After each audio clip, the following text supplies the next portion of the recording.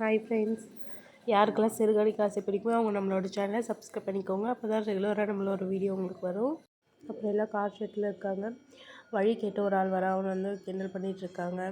அதுக்கப்புறமா அவன் திருப்பி வரான், அவன் ஃப்ரெண்டு இருக்கால அவன் வந்து வரான். இந்த மாதிரி என்ன பேசுறது தெரியலண்ணா அப்படின்னு சொல்லிட்டு அதுக்கப்புறமா அவன் அடுத்த ஐடியா சொல்கிறான். இந்த மாதிரி பழம்லாம் வாங்கிட்டு போய் அவங்க வீட்டில் கூட உங்கள் பொண்ணு எனக்கு பிடிச்சிருக்கு, எனக்கு கல்யாணம் பண்ணி தரீங்களா அப்படின்னு கேளு அப்படின்னு சொல்லிட்டு சொல்கிறான். அதுக்கப்புறமா மனோஜ் எடுத்துகிட்டு வந்து இந்த மாதிரி ஃபோட்டோ காட்டுறான்.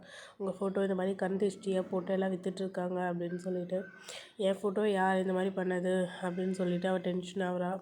டென்ஷன் ஆகிட்டு இது வந்து காரணம் அவதா மீனா தான் அப்படின்னு சொல்லிட்டு ஃபோட்டோ விட்டு கிடச்சிட்டா. அதுக்கப்புறம் அவங்க அப்பா வராங்க, எடுத்து பார்த்துட்டு சிரிக்கிறாங்க. பாப்பா சிரிக்காதப்பா, சிரிப்பு அடக்காத அப்படின்னு சொல்கிறாங்க. நான் எங்கடா சிரிக்கிறேன் அப்படின்னு சொல்லிட்டு கிட்ட போய் வச்சு பார்க்குறாங்க. ஃபோட்டோவை பார்த்துட்டு எல்லாம் கிண்டல் பண்ணுறாங்க.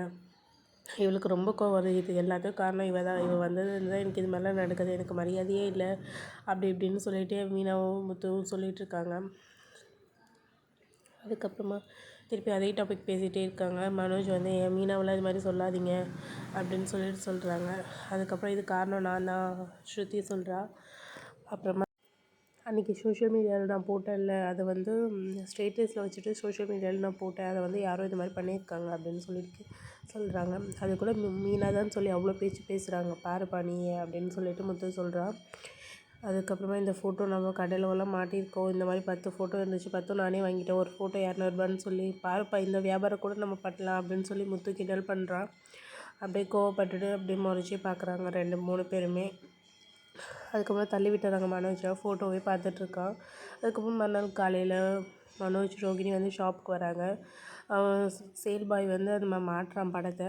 அதுக்கு வந்து சொல்கிறான், ஏன்டா இந்த படத்தை மாட்டாதுன்னு சொல்லிட்டு கழட்டினோடனே அவனுக்கு ஃபோன் கால் வருது. இந்த மாதிரி 10 லட்ச ரூபாய்க்கு ஒரு ஆர்டர் வந்து அப்படின்னு சொல்லிட்டு அட்வான்ஸ் அனுப்பிச்சிருக்கான் அப்படின்னு சொல்லிட்டு, மாட்டாதரா இங்கே வைடா அப்படின்னு சொல்லிட்டு வர்றாங்க. ரோகிணியில் ஐடி மாட்டக்கூடாது சொன்னாங்களே, இதே இது மாட்டுற அப்படின்னு சொல்கிறாங்க. அதுக்கப்புறம் அவன் ஃப்ரெண்டு வரான். இந்த மாதிரி ஒரு வீடு இருக்குது, 5 கோடி போக உனக்கு நான் 3 கோடிக்கு முடிச்சு தரேன் அப்படின்னு சொல்லிட்டு, இப்போ தானே மாட்ட வேணாம்னு சொன்னோம், அதுக்குள்ளே இவ்வளோ நல்லது நடக்குது, என்ன ரோகிணி பண்ணுறது அப்படின்னு சொல்லிட்டு அதுக்கப்புறம் 2 பேர் பேசுகிறாங்க. நீ வேணும்னா சொல்லி இது முடிச்சிடலாம் அப்படின்னு சொல்லிட்டு திருப்பி அந்த பாயை கூப்பிட்டு டே வைக்காத, நீ எடுத்துகிட்டு வந்து இங்கேயே மாட்டு அப்படின்னு சொல்லி வந்து மாட்டுறாங்க. இது ஆன்டிக் தெரிஞ்சால் பெரிய பிரச்சனையாயிடும் அப்படின்னு சொல்லிட்டு அவங்க சொல்கிறாங்க. ரோகிணி நான் பார்த்துக்குறேன் அதெல்லாம் அப்படின்னு சொல்லிட்டு கை எடுத்து கும்பிடுறான், என்ன நல்லபடியாக பார்த்துக்கோ அப்படின்னு சொல்லி. இன்றைக்கான எபிசோட் இப்படி தான் போகுது. நம்மளோட சேனலை சப்ஸ்கிரைப் பண்ணிக்கோங்க. பாய், டாட்டா.